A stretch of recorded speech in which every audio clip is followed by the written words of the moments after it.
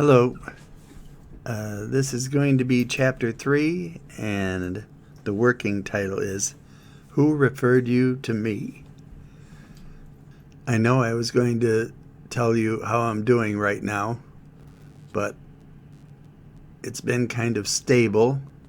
So, what I have to do is tell you this part to get to that part, because it just will make it more understandable. What I failed to mention in chapter 2 is why the vancomycin can kill you. It's not the vancomycin itself getting into my organs, and this is the biggest piece of the puzzle. This is what I've been telling every doctor I've ever seen since. She told me that the vancomycin kills the bad bacteria, but if you get too much of it, it will kill all the good bacteria in your colon. And that's exactly what it did. That second round of vancomycin that she said I really didn't need. And like I said, I walked in there and she said, "That's all I can do for you," and walked away, knowing that all my good bacteria was killed. Now, anybody that reads or sees TV commercials or knows anything knows that you need that good bacteria to help fight stuff in your body and help heal you. It's a multi-billion-dollar business. Prebiotics, probiotics, gut health. And still there are doctors. Just recently, one of my eye doctors, the one that thinks my life is a joke, I'm sitting in his office, again saying that it all started when I got this vancomycin overdose, and it killed all the good bacteria in my colon. And he looks at this other doctor in the office there, being like a smart aleck, says to him, "I've never ever heard anything about this good bacteria in your gut helping your immune system. Right, doctor?" And the other doctor just looked at him, dumbfounded. But his name is lower on the door, so he didn't say anything. And what I mean by lower on the door, for people that don't understand, it means he has less seniority. I think I said that the foot doctor said she wanted to see me right after I saw the infectious disease doctor. So I went to see her after I had the PICC line put in. And I'm sitting in the room, and she storms in and she says, "What is this? I see you had a PICC line put in. Even if you do have a MRSA infection, which I doubt, it can't be that bad. I want to see all of your test results after you're done with this." And she stormed out of the room. It's like, obviously, there is no way I was ever going to go see this idiot again. And I never did. I made the appointment with the plastic surgeon. It was like a couple weeks later, I think. And I'm still bleeding in my stools. And I noticed that all my joints were starting to get stiff. My knees, my ankles, my fingers and wrists, my neck. I thought, I'm 42 years old. I shouldn't be getting arthritis. It was so weird. So Mary and I went to this plastic surgeon's office, and I went into the room, and he comes in and says, "Hello, Mr. Sepulfrick. What brings you here today?" So I told him I had foot surgery, and the wound opened up, and I got a MRSA infection, and then I got a vancomycin overdose, and now my foot won't heal. So he looks at the paper in front of him, and he's just standing there, and it's like, then he says, "I'm a plastic surgeon. I usually don't do wounds. That's a general surgeon. Who referred you to me?" And that's something I am still hearing to this day. Who referred you to me? He still said he would do it, so he started the debriding again. I think it took about 10 weeks. And then he got it down to like the head of a nail size with a scab on it. So I'm sitting in his room, and he comes in and says, "How are we doing today?" And I said, "Good. It looks like it's almost closed." And he said, "That's good.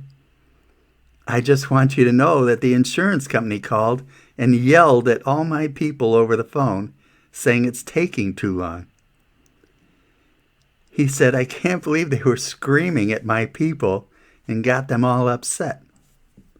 I said, well, I don't know what to tell you. He said, I don't know either. So I said, well, it's down to a little spot, and it's got a scab on it. I can try going back to work. I think it's fine. And I can't afford to pay you out of my own pocket. You know that for sure. And he said, like, okay, give it a try. So I called work and said I was going to come in. It's been over like 4 months without a real paycheck. Things were getting bad. The bills were stacking up. I was ready to get a real paycheck again. So I went and told Mary, and she was happy. And it's like I said, it was a major strain on both of us, and I was glad it was over. I think it was the next Monday I went to work, and it had been so long, I didn't know if I would know how to do my job anymore. Also, with my agoraphobia, when I walked in the door of the factory, I started hyperventilating. So I had never been there before. I actually had to go sit in the bathroom stall for like 10 minutes and catch my breath. So the break room was right outside the bathroom and around the corner. So I went in there and started to get some coffee, and I finally saw people I knew, and I started feeling better. So then I was all right. So I go to my job, and it was like I never left. I started working and everything was fine.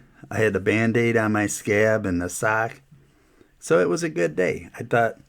I think I worked overtime. So I was at least making extra money now. And things were finally getting back to normal, I thought. So we probably went to the club to celebrate. And after a few beers, we came home. I probably made supper. And I always walk around with bare feet, so I had my shoes and socks off, but the Band-Aid was still on.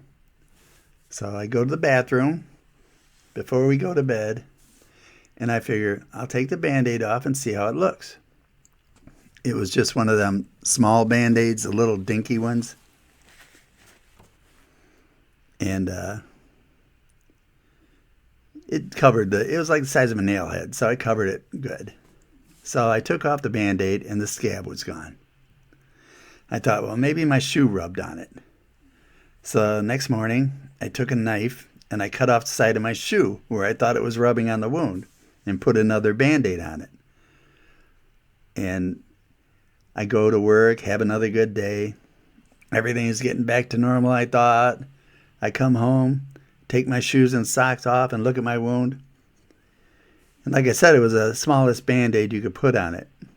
So I take it off, and everywhere the pad of that Band-Aid touched my skin, the wound was gone. I couldn't believe it. I started freaking out. I left it off all night to get air on it. Got up the next morning and thought, well, I work in a factory, and it's not the best air quality. So I can't leave it over in the air because there's cast iron dust and oil, and it's just a bad air. So I didn't want to get it infected. So I put a bigger Band-Aid on it, but I left it kind of loose. And the third day, this is the third day. So I go back to work. It doesn't hurt or anything. So I put another day in. Probably went out, had some drinks at the club, go home. I get home, I take the Band-Aid off, and everywhere the pad of that Band-Aid was, the wound was gone. All gone. Just the open wound. Now, I am totally freaking out. I really don't know what to do. If I remember correctly, I thought maybe if I try some Neosporin. And I had to use gauze because the Band-Aid didn't cover it anymore, the bigger Band-Aid. But I left it loose, and I cut a hole in my sock so the sock wouldn't rub on it either. And I go to work, and I'm freaking out the whole day, but I don't want to look at it. And it still didn't hurt. So I get home from work and quickly go to the bathroom, and I take the gauze off, and the whole wound was back. Just like it was never gone. 4 months later, all that time, and now it was just all gone. Now I had to tell Mary the wound was back. She was devastated. All that time off, losing all that money. Now I have to start all over again. I called the plastic surgeon's office and told them I needed to schedule an appointment because it was back. Called them at work, told them I had to be off of work again. Can't remember how long it took to see the plastic surgeon, but it was like a week or so. And he comes in the room. He just looks at it and shakes his head. He said he'd never seen anything like it before. So he said, what we're going to try and do is try this new thing. I can't remember what he called it. But basically, he said it was a pigskin graft. He said they were having good luck with it, and he wanted to give that a try. I told him, whatever you think will work, do it. I can't afford to be off work anymore. He said, I will do everything I can for you, and he even apologized that the breeding didn't work. I said, it's not your fault. So I don't know how long it was, maybe a week or so. And I went into his office, and he took this thing out of a plastic, and it looked like wet skin or a thin plastic type thing. He took it out of the package and put it on my foot, and he bandaged it up. And I probably came back a week or two later, and I think it had a scab on it. So, again, I waited another week, went back, and he took the thing off, the gauze, whatever, and the wound was back again. It was just like it was never gone again. So I'm upset, and Mary's upset. I'm out of work for another 6 weeks now. All my joints are getting stiffer. My knees are swelling up. I can barely turn my head. I'm so stiff. And now the blood in my stool, there's pus in there too. So I have no idea what's going on. And now the doctor said he wants to do a skin graft from my leg to the wound. I said, I don't care. Do whatever you have to. I have to get back to work. So I think he gave me some stuff to put on the wound for the meantime to see if it would work. Some gel or something and a pad type thing. So I was putting this stuff on in the pad, and I ran out of this stuff, the liquid. So I called the doctor's office and said I ran out. And they said, well, he's on vacation. Just do what you can do with what you have, and your surgery is soon, like within days. So I had this pad, but I didn't have the liquid. So I put some, I think, hydrogen peroxide, and then I put the pad over it. So I get up the next morning, and my foot hurts like hell. So I take the pad off, and it's like the size of a Post-it note, the pad. And my whole foot under the pad was red and sore like it had been burned. I think mixing the hydrogen peroxide what was ever on the pad too did some chemical reaction. But the pad looked like a dry thing. I don't know. It's just, I called up the doctor's office and I said, I don't think I can have the surgery. You're going to have to postpone it because my wound is now like the whole side of my foot. And she said, it can't be that bad. Come in anyway. The doctor's still on vacation, but he'll be here tomorrow for the surgery. I said, I really don't think I should do it. And I don't want to have to pay for an operating room if I can't have it done. She said, I'm sure it'll be fine. Just come in. So Mary takes me in the next morning, and I'm in the waiting room, ready for the surgery, and I have the pad off, and I pulled the gauze off, and it was scabbed over at least. And he came in the room and he looked at it and he said, I can't do a skin graft on that. And I said, I told your secretary nurse that it wasn't ready for it, that I had screwed up and put the wrong stuff on it. And he's all apologizing again. He said it's his fault. He never should have gone on vacation. And he's just all upset. And I said, it's not your fault. It's my fault. So he says, we'll have to schedule again like in a week or two. And you just tell me if it gets worse or better. So within a week, it was back to the normal wound, the normal pussy wound that wouldn't scab or anything. And I told him his office would be fine. So he did the graft. And what they do is they take this chunk of skin off your leg. You have 3 layers of skin on your body. You have the epidermis, that's the outer layer. It's like the waterproof barrier and your skin tone. And then the dermis, that's right below that. That has like your sweat glands and your hair follicles and stuff in that. And then there's the hypodermis, which they don't use. So they just take the 2 top layers. So he took that, they took me in and knock you out. So they took that about, I forget what kind of, it was about the size of a Pop-Tart. And they took that off the side of my leg, and he put that on my foot. So I went home, and I was told not to move, to stay on the couch. And a few days later, the doctor actually came to my house. Mary and I couldn't believe he actually came to my house to see how I was doing. He said he was on his lunch break or something. He was a very nice man.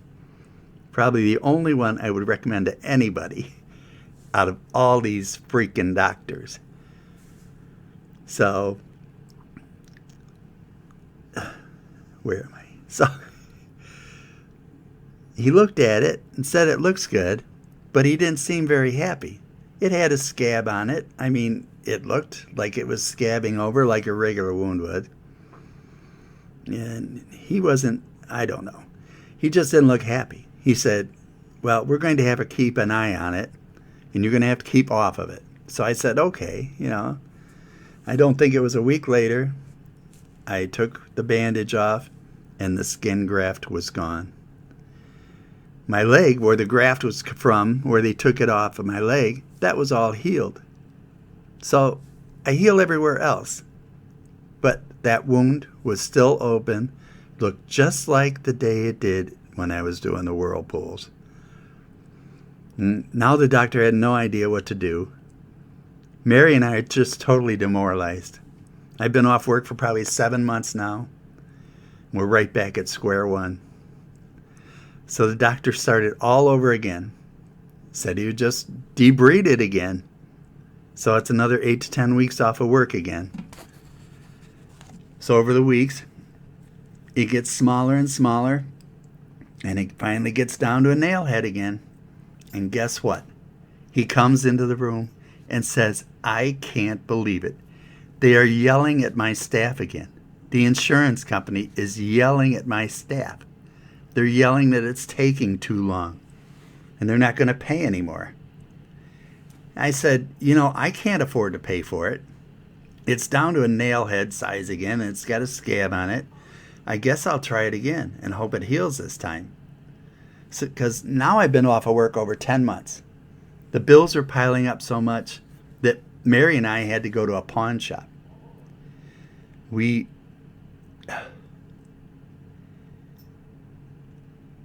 had some old coins and gold chains we sold. It was so demoralizing having to go to a pawn shop. You just feel bad. And it was the start of many trips there over the years. It always made me feel so bad that Mary had to pawn all her rings all the time, many times. her wedding ring, her mother's rings. And the thing with pawn shops is basically for every $100 you borrow, you pay them back $20 a month. So if you borrow $400, at the end of the month, you pay them back the $480. And it has to be like 30 days. So if you don't have the $480, you have to pay them $80 for that month. And any other month until you have the $400 plus that month's rent, we'll call it. So say you go 3 months for that $400, 3 months at $80 a month. Now that $400 in 3 months costs you $640. It's $240 extra to get that jewelry back. And we did. It was Mary's wedding ring and other rings of her mother's. We had to get it back. But you have to do what you have to do to survive too. So at least I was going back to work. And I knew they were still working overtime, so that was good. I figured I can pay it back real fast. So again, it had been so long since I went to work, I had to go through the same ritual again. I started hyperventilating, so I had to go to the bathroom, sit there for 10 minutes, and then just walk into the break room and finally saw people I saw, and then it's like everything was fine again. So this time, I didn't put any Neosporin or anything on it. It just seemed anything wet, it just ate the skin away. So I wasn't going to put nothing on it. So I kept it dry and only gauze lightly taped on. And in 2 weeks, the whole wound was back. Again.